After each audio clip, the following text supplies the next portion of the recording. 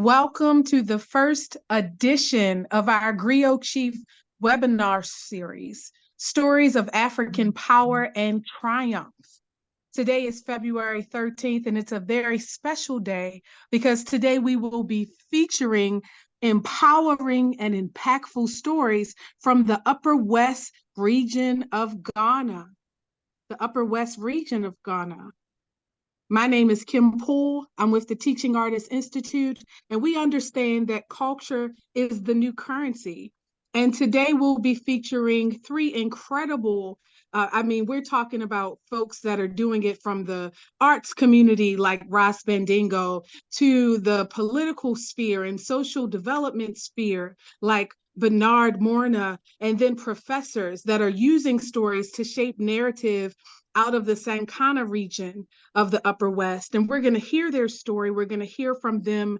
And we're going to continue to unearth the positive narratives around African empowerment during the colonial invasions, during that era of our history. So we're going to begin with a few introductions so that we know who's here with us in the room on this panel today. First, we're going to talk about what is the importance of narrative in our identity. Story is the most impactful art form. It teaches you about the world around you. It teaches you about what is significant. It helps you to understand who you are and your mission in life, your purpose. And so understanding the importance of the story, that art form, and what it has done to empower or disadvantage African people. We're asking ourselves today, what is the importance of story in our identity? And so we're going to begin by a basic introduction with each one of our panelists. And we would like you, after introducing yourself, to tell us what is the importance of story in shaping the African identity. I guess I'll start with our professor, Vitus. Could you start us off today and introduce yourself? Tell us a little about your background and the importance of story in shaping the African identity.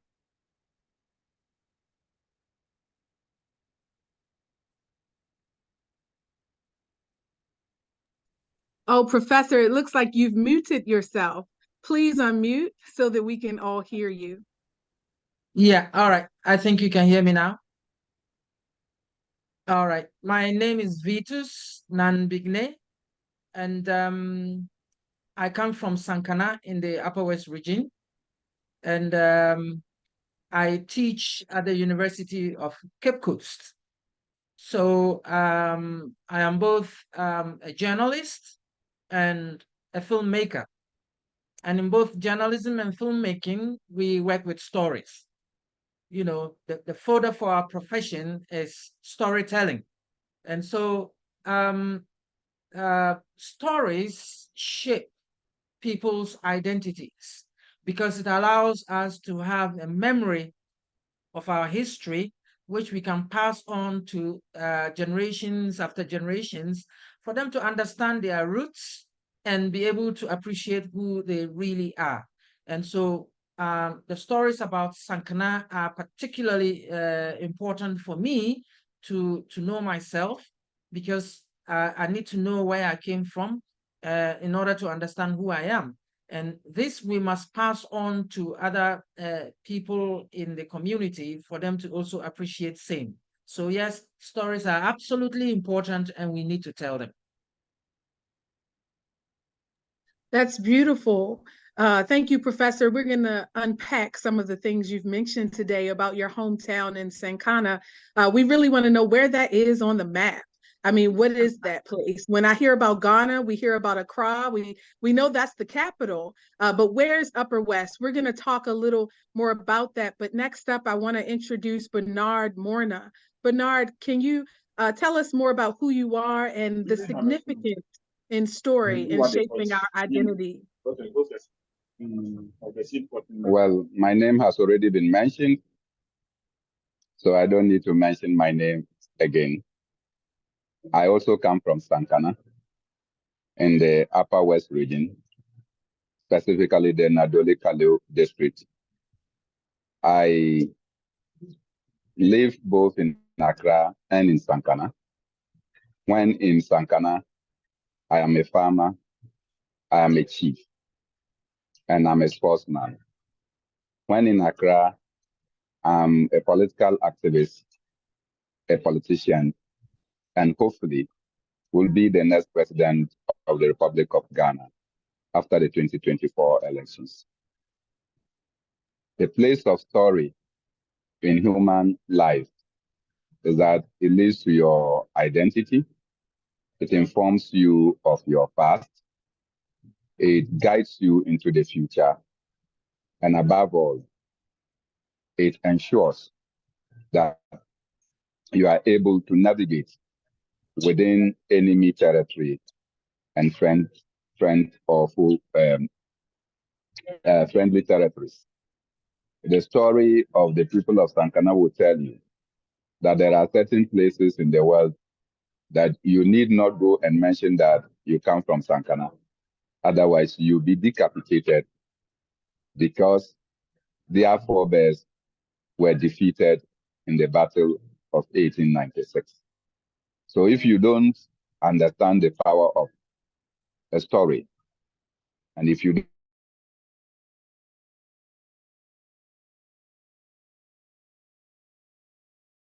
anything about can, and it is the reason why stories play significant role in our human existence. Thank you for that introduction. I want to go back to our professor Vitus. Can you tell us more about your own individual story? You said that Sankana, you mentioned Sankana, and you said that it was significant in your life, the role that Sankana has played in shaping your identity. What exactly are you doing? What is your story? What do you do? How have you added on to the story of Sankana? What would you say is the story of Sankana? Can you tell us more about that? All right. You know, because of colonialism, African people, Ghanaian people came close to losing their identity completely. There was a time when people were converted to Christianity and we were given names that were alien to us, even though we didn't know the meanings of those names. And names are important because they identify us and tell us who we are and where we come from and where we want to go. And so having been born into a church and baptized with a particular name, I grew up knowing my identity to be Christian. But as I was growing and learning, I found out that one's identity cannot be based on religion. So I started to do some soul searching. And what better place to do so than to go back home? You know, unfortunately, I never met my grandparents, so I didn't hear their stories. But I was able to hear stories from my uncles, my own father, and a lot of many other elders in the village. So I remember traveling to Norway to do my graduate studies, and that was where I had a very rude awakening because I would meet people and they would ask me, "So what's your name?" And then I'll go like, "My name is Vitus." Then they're like, "Oh, but that's a Christian name, isn't it? What's your real name?" And that question always jolted me, you know. So it appeared like I did not know myself. So I needed to come back home and find out who I was. So as part of my MPhil project, because I was studying film, I decided to come home and research into the history of Sankana, who the people are, and therefore how I can know myself. So when I got home, I sat with elders. They told me stories about Sankana and about my grandfather, which corroborated some of the stories my father used to tell me. And so by the time I had done meeting with the elders and going around Sankana, looking at the rocks again, visiting the caves again, visiting the battle sites, which are still evident in Sankana today. I told them that I needed to know myself better. And they said, but you are like your grandfather. I was told that you are like your grandfather. And I said, which one? Because I know several grandfathers. And he said, you are like Ambanswe. That was the name they mentioned, Ambanswe. And then I said, well, then that's my name, Ambanswe. I'm sure Bernard will appreciate that. So I said, I am called Ambanswe.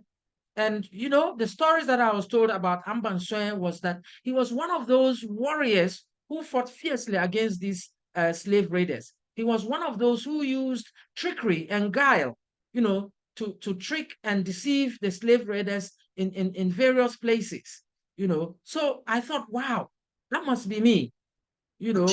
So yeah, so that was the beginning of my you know, discovering myself.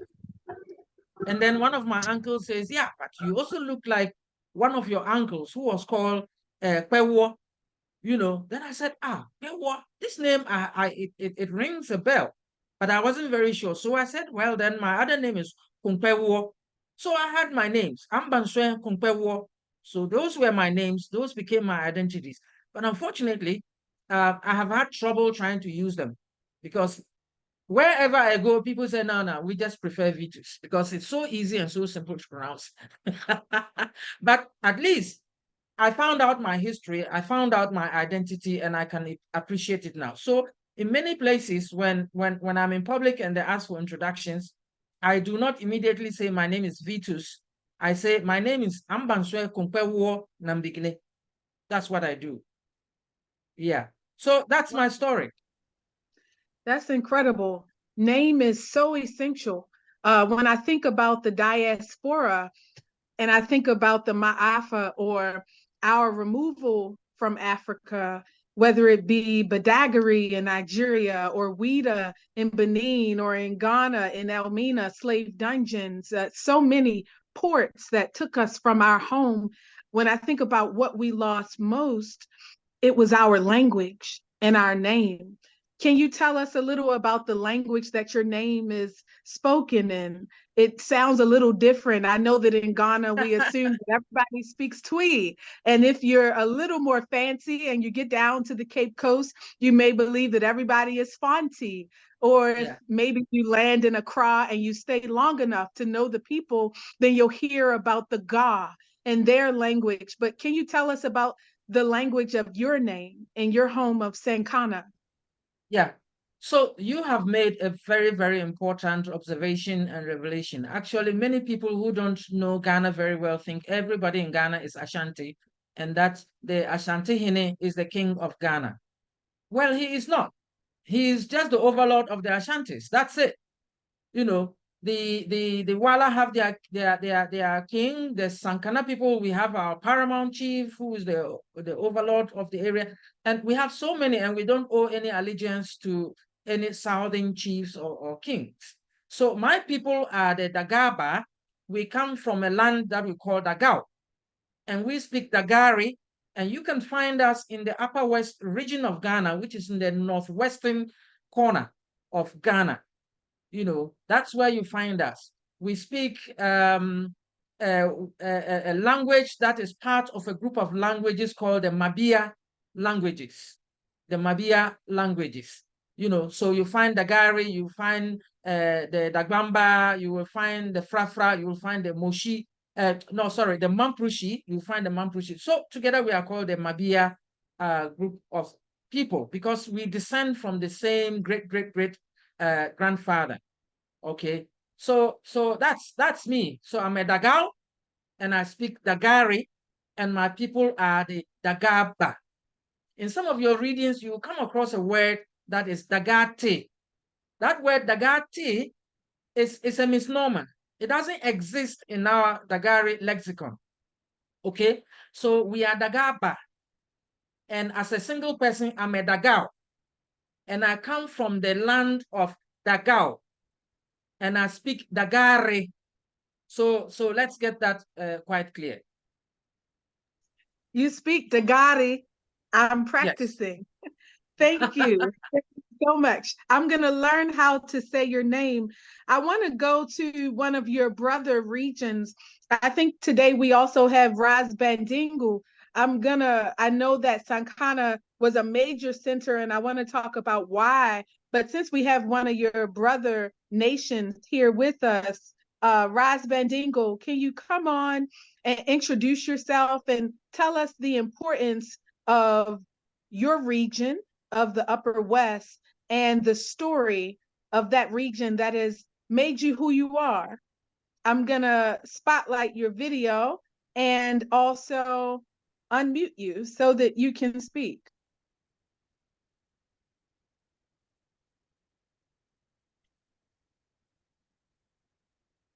Ross, are you there? I know that Wichao doesn't have the best internet signal. That's why we're going to Sankana, where the signal is a little better when I bring my tribe over. Now I'm going to spotlight your video, King. Let us do that now.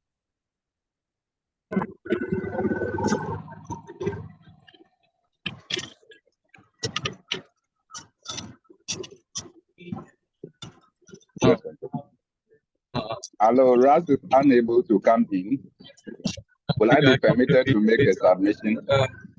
Okay, I do think he's having issues.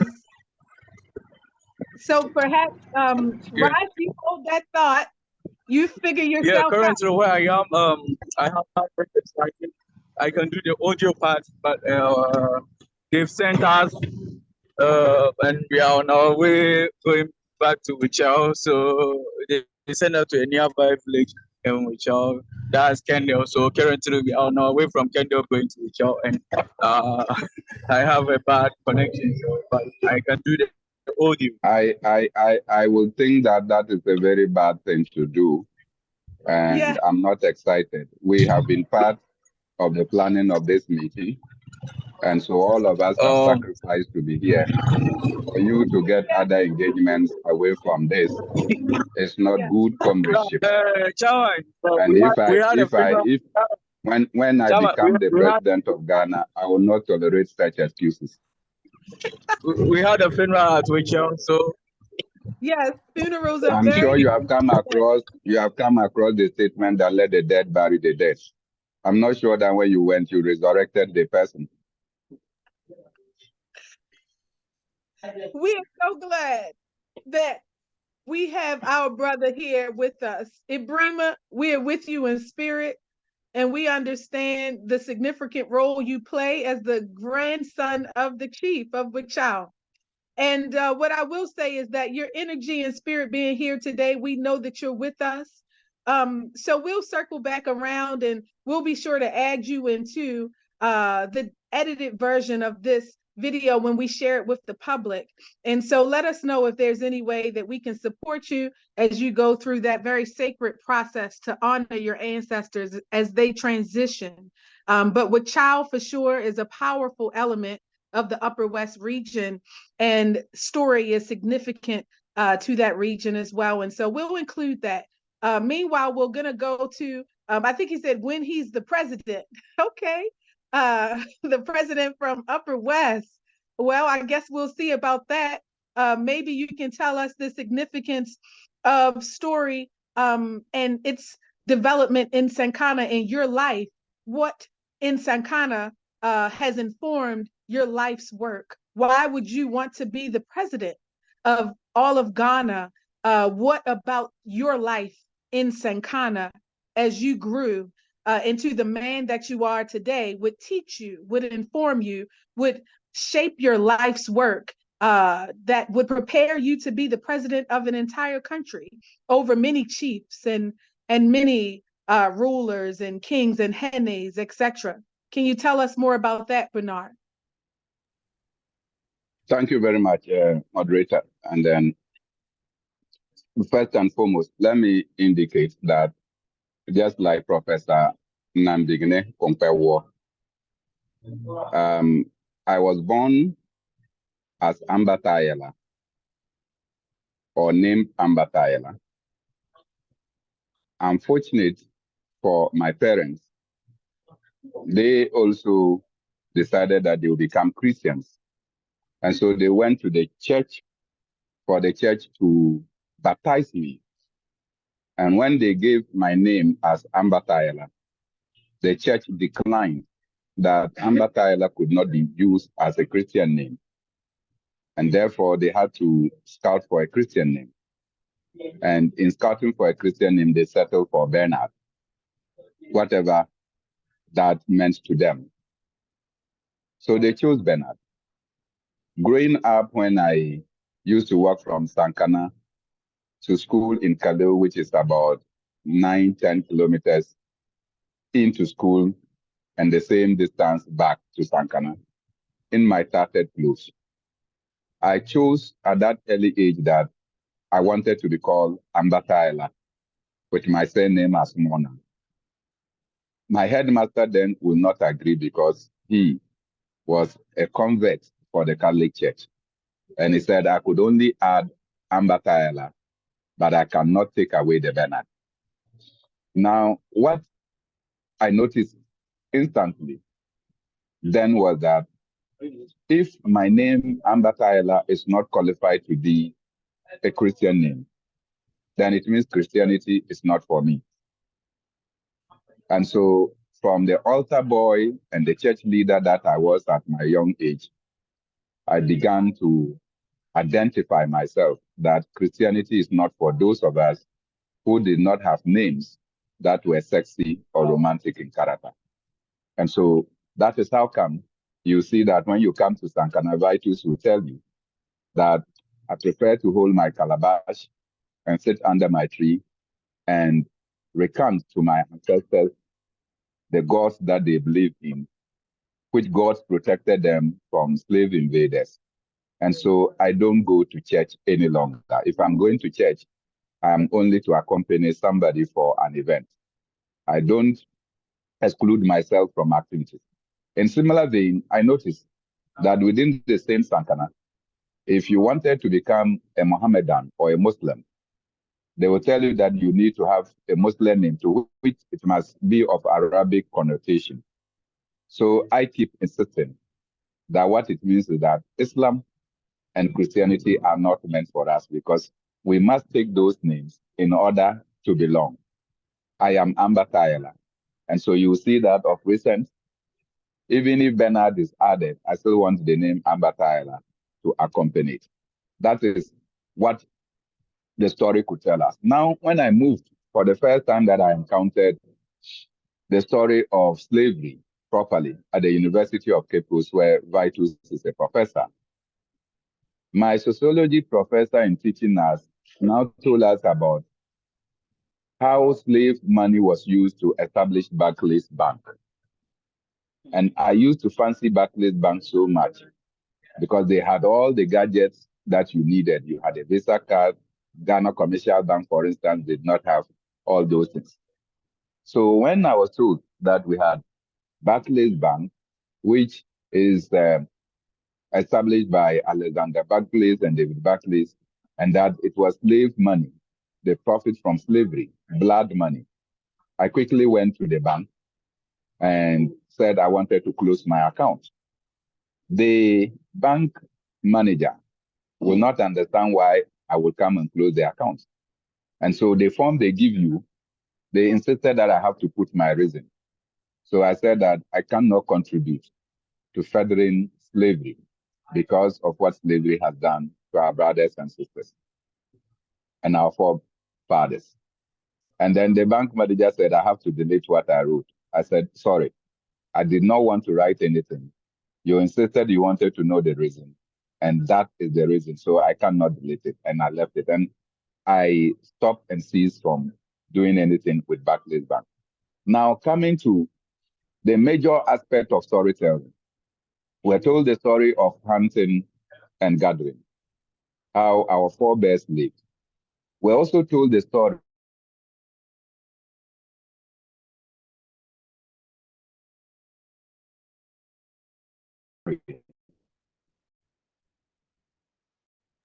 I think that his signal is just a little choppy. Can you hear me? We can hear you now. So the story that I want to end with has to be the hunter dog.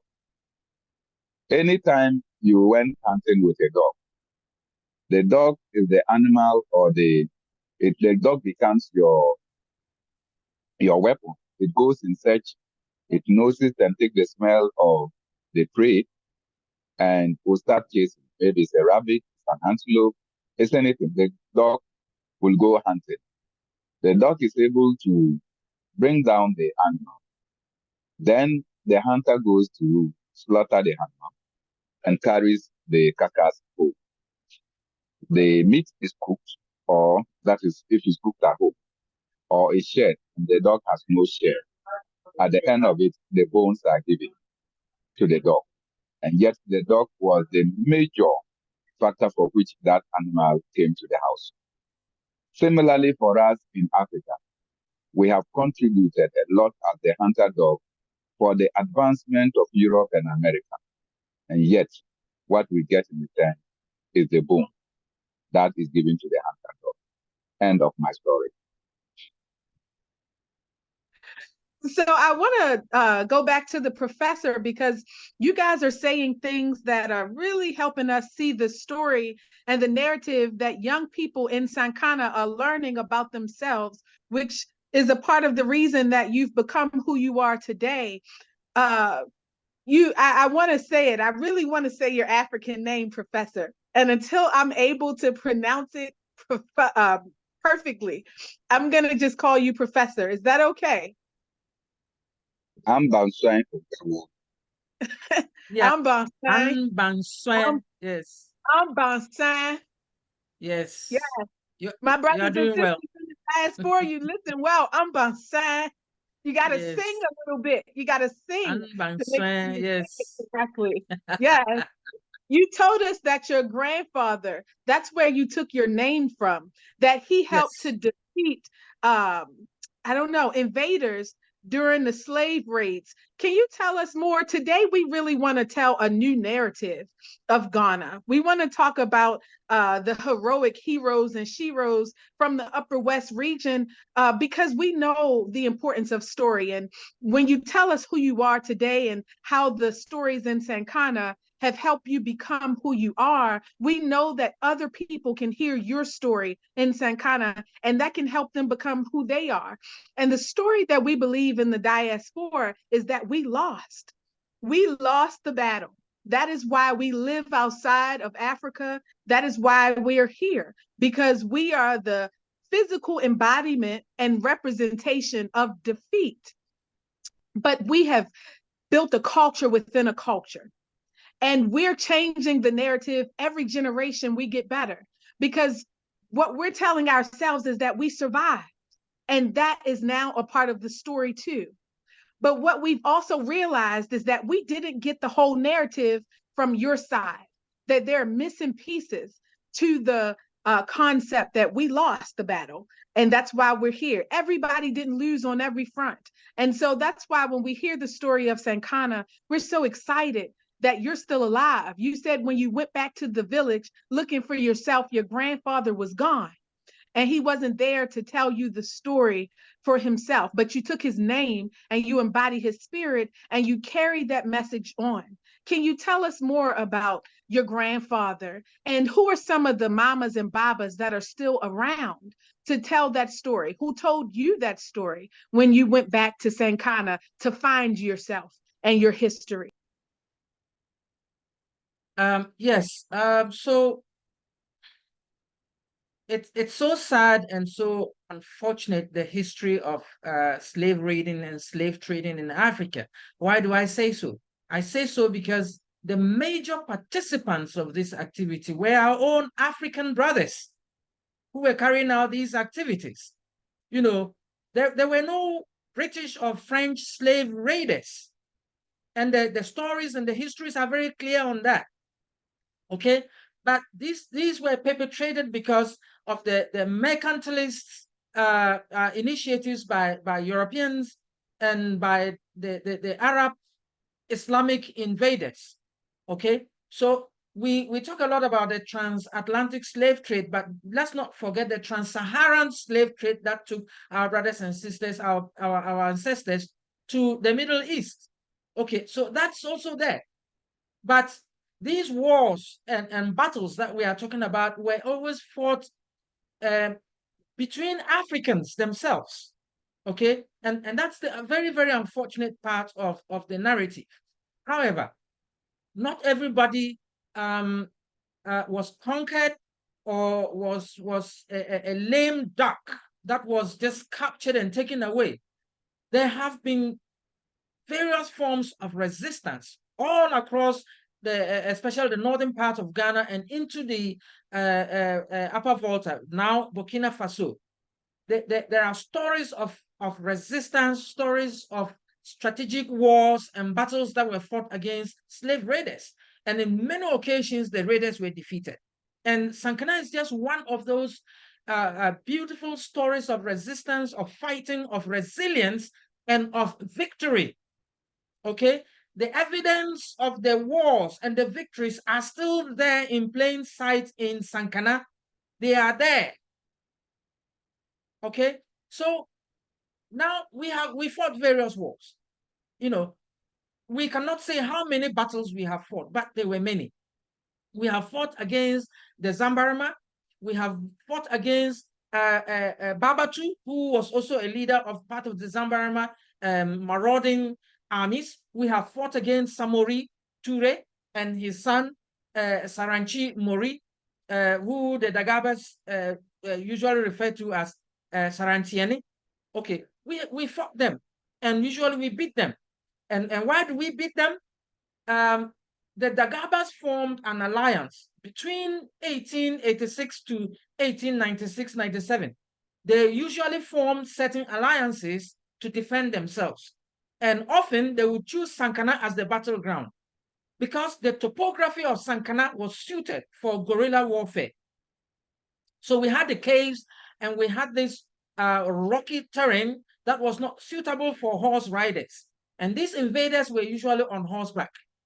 And so the Dagaba, led by the Sankana people, would usually use these rock formations as fortified battlegrounds to defeat the raiders. You know, and these raiders had superior weapons. They had guns. They had guns. But the Dagabas were fighting mostly with bows and arrows and spears. So you had people who were specialized in throwing spears, but you also had people who were specialized in firing arrows from their bows. In fact, it is said that some of them were so good, they could fire 2 or 3 arrows at the same time and hit their targets. Okay? So what they would do is, because of the superior weapons of the invaders, you couldn't keep large numbers of people around because you cannot accommodate everybody. So the history has it that at some point in time, many of them, you know, moved away from the Dagaba land and crossed the Volta River into neighboring Burkina Faso. Okay, but the brave and strong ones, including women, remained and kept themselves in the caves and within the rocky formations and engaged guerrilla-style warfare against the invaders. So what they would do is they would send a small band of warriors to entice the invaders to follow them, and they would lead them into the rock formations where they laid ambush. And I am told that my grandfather Ambanswe was one of those people who would actually go there and lure the slave raiders into the rocky formations for them to be killed. I was told he was so brave and probably even had some, you know, superpowers that he could go in and walk among them and they wouldn't even know that he was there.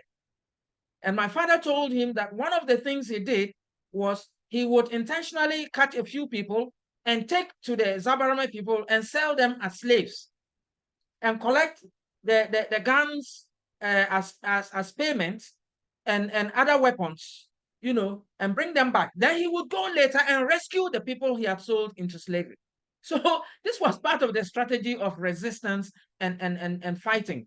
And that was how the Sankana people themselves now had guns and gunpowder and the pellets to now fight against the Zabarmans. And if you go to Sankana, there is still a place that is marked where they used to pound the gunpowder. And that mark is still there on the rocks. Okay. So this was part of what stories I heard about my grandfather. Wow. You mentioned something that we can't just skim over. That's major, what you said, especially because Anbataayela, I think I'm saying it right. Your grandfather, you said he used guerrilla warfare tactics. And unfortunately, oftentimes he was fighting against his own kinfolk, not from Sankana, but Babatu. You mentioned Samari, some of these slave invaders that looked just like him, but they were representing a system. You said the mercantile system is what they had adopted. And so I want to pass this question to Bernard because I think it's so relevant for the story that we are writing today. What is it that we need to do as Black people, not just in Ghana, but internationally, to now fight against the system, the mercantile system, or the schools of thought like capitalism that are teaching us to expand our territory, even at the expense of our fellow brothers and sisters, especially when we deal with poverty. And, you know, we need money, we need currency, we need ways to feed ourselves and to grow. And it sounds like history is repeating itself. The slave invaders that came to Sankana, like, we said Samari, Babatu, they were Black men attacking Sankana on behalf of this enslavement trade system. And now we find Black people that are attacking Black people in the name of progress or profit. What is it that you would say to us about that? And how can we write a better story moving forward? Anbataayela, I think I'm saying that right. Are you with me? We're with you. Well, first and foremost, let me state that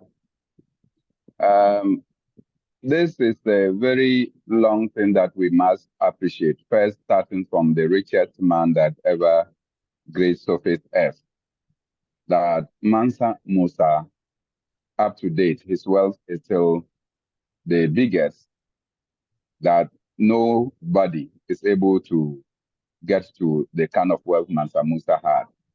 But of course, his pilgrimage to Mecca also brought in his wake aggressors who then identified and discovered that after all, there was a human being or a certain portion of the world with such enormous resources and wealth.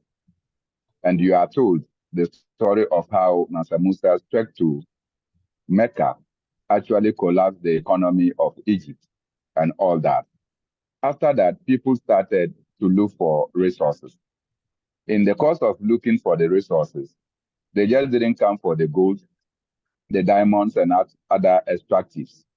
They realized that the human being itself was a resource that could be used. They were energetic, they were strong, they were disease resistant. These were pure people whose homes were without doors. They left their foods and other things in the farms. Nobody went to steal them. There was no corruption. There was nothing like rape and all those things. So all these things were things that some people wanted to take away. Now, in order to do these influences, as Professor Vitus said, they identified collaborators which were Black men.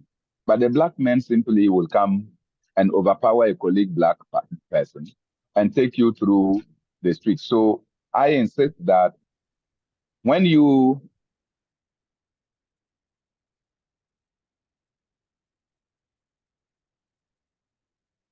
or other people come to Ghana, am I back online? You are.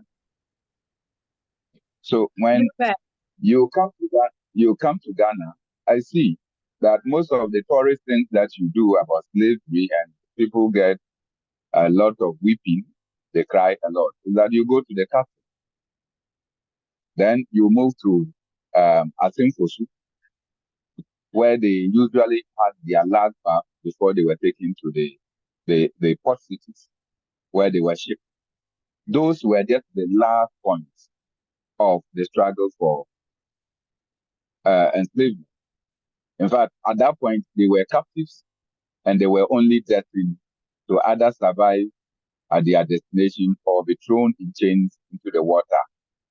But where slavery and other things started had to do with places like Sankana, places like Golu, places like Sandema, and of course, all the way to Yendi, where we have the slave market, where people come to buy them as if you are buying a goat or you are buying a cow. Now, when they found the collaborators in the black man, they also empowered them with what we call European and American weapons.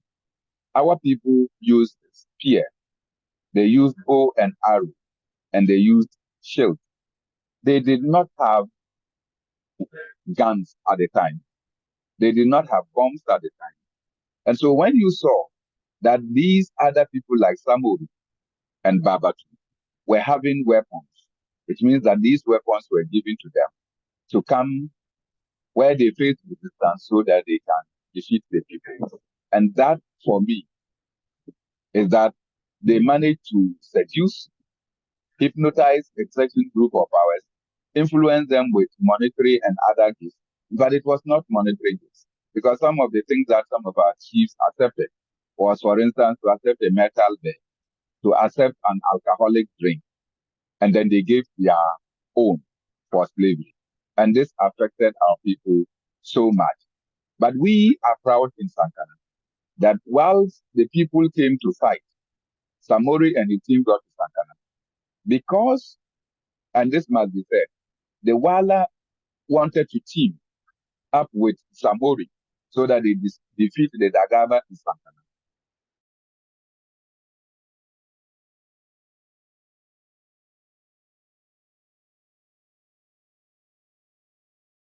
Word spread that. Hello. Yes, Hello. you're back. You're back. When they were to launch attack because they had collaborators in the Wala or a section of Wala to launch attack on the Dagaba, word spread across the Dagaba land. And that is how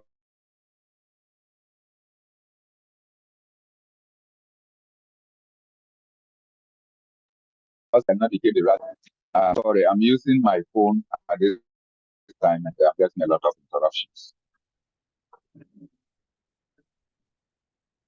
Hello. It's okay. Please continue. So clearly, the rally point that the Wala or a section of the Wala needed to use Samori to be able to defeat the Dagabas. The Dagabas are not just in Sankana. The Dagabas span all the way, almost to Burkina Faso. And so they all then decided that they were coming to do a solidarity fight. And as Samori entered into the territory of Sankana, all the other Dagabas that were coming from far and near then encircled Samori and his forces. That is in the other cases to them. When they encircled them, and the Samori had to flee from the slave caves, where the porcupines also served as shield. So anytime the people of Sankana can shoot an arrow, but when Samori wanted to shoot, the porcupines covered that cave. So they could not see where to shoot because you will see that it is all rock. And so Samori, in an attempt to retreat, then went into the other Dagabas who were already coming. And that is how come that Samori was defeated and the remnants fled through Golu. And then eventually they got to Sandema. And then, of course, they came all the way to. So this story tells us that in order that those who came to enslave us would succeed, they needed to infiltrate us, get someone of us, influence us in a certain manner. So we became traitors of the Solidarity Force, and this is what transpired.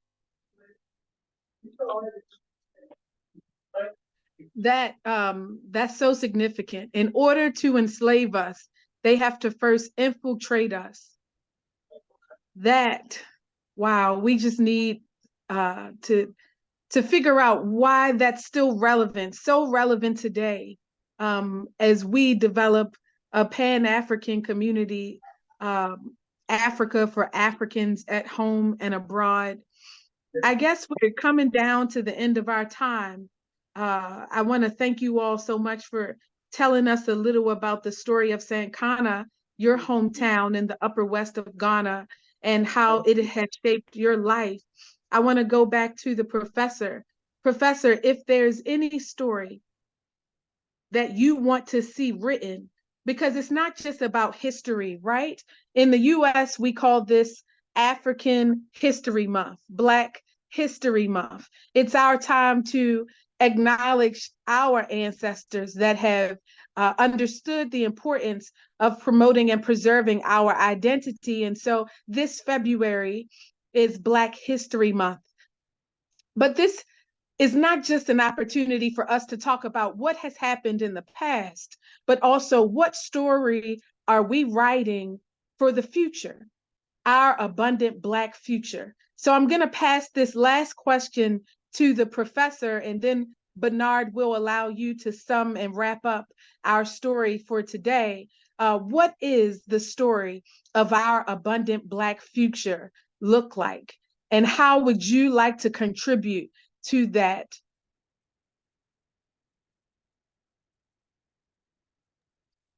Okay, so yeah, that's very significant. Before I answer the question, I want to acknowledge my very good friend, Mr. Augustine Danso, who is listening in all the way from Portugal. So I appreciate your presence. So yes, I think that we need to tell these stories. We need to go back and understand our history and be able to tell the stories. But more importantly, as we know, most of the stories that we've heard have always been stories of victimization, stories of loss, stories of misery, and stories of suffering. But now we also need to counter that with stories of resilience and stories of resistance, because that's very important. We were simply not docile groups of people that were there just to be picked up. We fought against those activities, So we need to know that, and particularly for Africans of the diaspora, it is important that you know these stories of resistance and stories of resilience of our people. And you should also know that these acts of resistance and fighting were also carried out into the so-called New World, where our ancestors were carried to.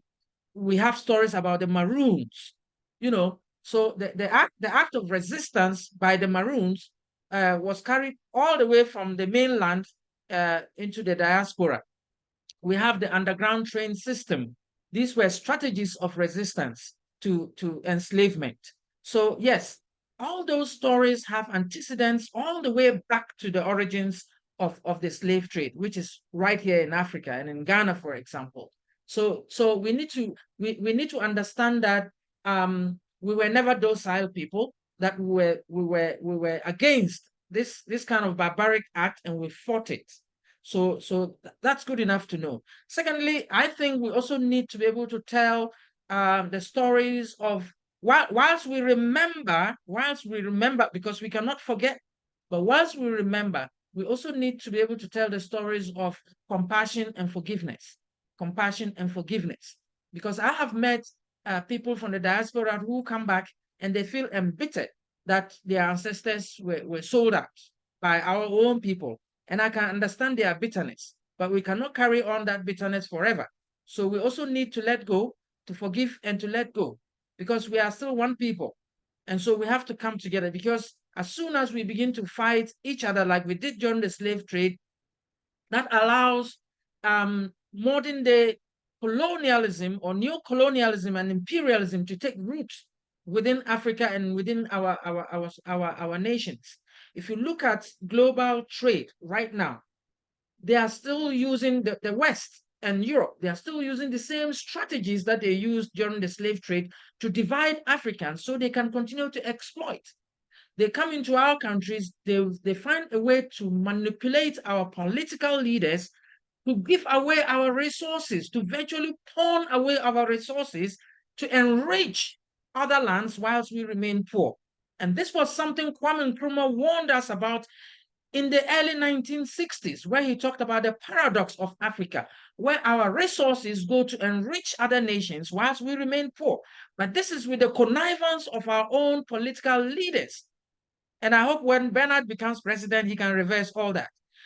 So this is the same mercantilist idea that is still working, and we need to resist that. The same way we resisted slave trade, we need to resist this new form of slavery. This is economic slavery. It's no longer a sale of human beings, but it's a sale of consciousness. It's a sale of our inherent ovarian natural resources, and we need to be able to resist that. And we are calling upon all brothers and sisters, including all those in the diaspora, to join this fight, that we can resist continuous exploitation of our people and of our land. Absolutely. And we stand in your weight. We stand by your side, and we are here with you. Know that. Bernard, your last word. How are we writing a powerful, abundant Black future? How do we add to the story? First and foremost, let me appreciate everything that Professor has said, that I am in total agreement with the narrative, that it was not always a case of conquest. It was a painful conquest. It was a painful moment for those who could not succeed and were actually sold out by our own. But this level of betrayal dates back to several decades. What is important for us, and I think that I also share with Professor, is that, look, what mistakes did we do along the line that brought us to this level of deprivation and denial? How did we rise against each other so that the enemy was able to pass under us and to gather our wealth and move away? If we are able to do that, then what we can then do is that we should begin to look at each other as one. Because when you come to Ghana and you're taking a trip, whether you are going to the east, you are going to the north, or you are going to the west, eventually you realize that along the borders, in fact, we are the only people without a wall, and yet we have borders. Because when you are going to Togo, you just drive. There's no border anywhere. Just because you are using the main, road, then they come and mount a barrier and say that this is Togo. You need to take a process. And yet you are speaking the same language. You are eating the same foods. You understand each other. If you go into Burkina Faso, the story is even more pathetic, because in the Upper West region, particularly in the Nadoli-Keleo district, just in Nanbigne, there are people in Nanbigne who the Ghana government has not been able to send schools to those communities called Zuturi and others.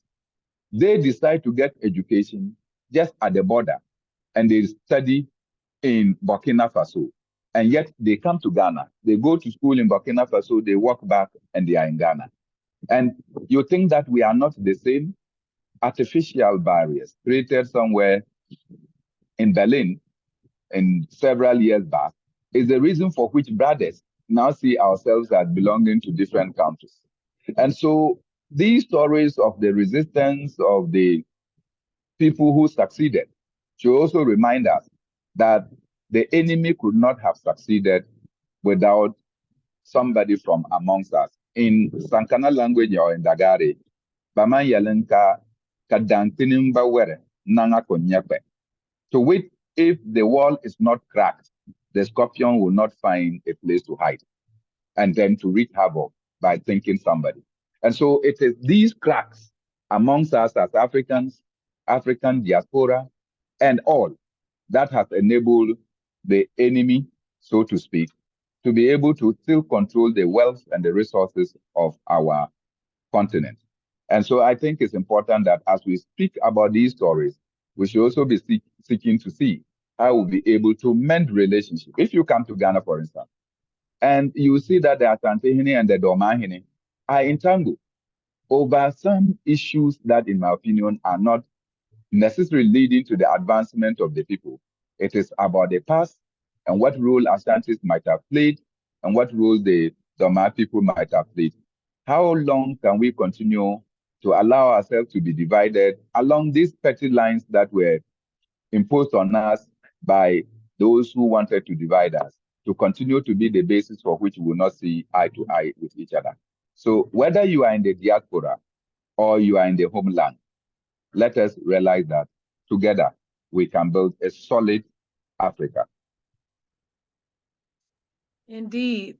Global Pan-African unity and solidarity. Thank you all again. You are both chiefs, literally. You are both griots. And on behalf of the Teaching Artists Institute and our international network of culture workers and teaching artists and activists around the world, I just want to say thank you. Today with us, we have two very important folks. We have our president, Baba Haki Ami. We're so thankful that he's here with us. Baba Haki, would you like to say a word before we end our meeting today? Haki, I met Haki in Kenya, right? Yes. Good to see you, my brother. Good to see you. I remember them. And a beautiful conversation. So I'm just looking forward to continuing to build this relationship with you all in Ghana. So I appreciate you, Kim, for putting this down and making this happen. So thank you all. Looking forward to seeing you and hearing from you all again soon. Thank you. Asante. Sana. Absolutely. And our next webinar series is going to feature African stories that matter of power and triumph from East Africa. And we also have our brother here from Uganda. We have a very special guest that's going to be featured in our Griot Chief series in Uganda in our next session. And today we have the oil in our engine, Stephen Nsenga. Stephen, can you tell us how hearing this story today has impacted you as a young man living in East Africa and Uganda, this African story of power and triumph?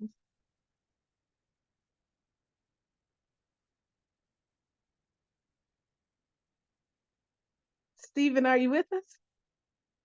Yes, I am. A very good evening to all of us. Can you hear me? Yes. Okay, it is an evening here in Uganda, and I must say I am so much humbled and in one way or the other delighted to be part of this platform where I have had a number of stories. I call them first-hand stories, simply because when we are in school, they tell us a number of stories about slavery, stories about Africa. But in all stories they tell us, they portray that the colonizer and the people who enslaved our ancestors were much stronger than us, than our ancestors. And so our ancestors were too weak. Our ancestors never did anything, something that always make us fail to have our own ancestors or our own fellow Africans as our heroes. And eventually we end up leaving school bearing in mind that the master, or we normally call them masters, the colonizers are so strong, and we eventually find out that as young people in Africa have this mentality that we can never do anything to get rid of the masters in one way or the other. But hearing from such kind of stories showing how our ancestors tried to resist, how they formed different kinds of resistances. It's something that is triggering my understanding and my mind to show me that indeed they did something to maintain and contain their sovereignty, as well as to protect what they live. And so, as a young generation, it's high time that we base on their strength, we base on the legacy that they set, so that we can fight so hard to say that instead of keeping blaming their failure, instead of keeping thinking we don't have heroes on the land from the land of Africa, we built on their legacy and we also pursue what they intended us to have. In other words, this has been a very informative session for me, and hearing from Ghana, stories from Ghana, places where we believe that most of the enslaved people came from that area. It's quite an eye-opener. It has really painted a very big picture that young people in Africa and those who subscribe to what Africa believes in, we can do great, we can do much better to say that we attain our sovereignty as Africans. Thank you so much.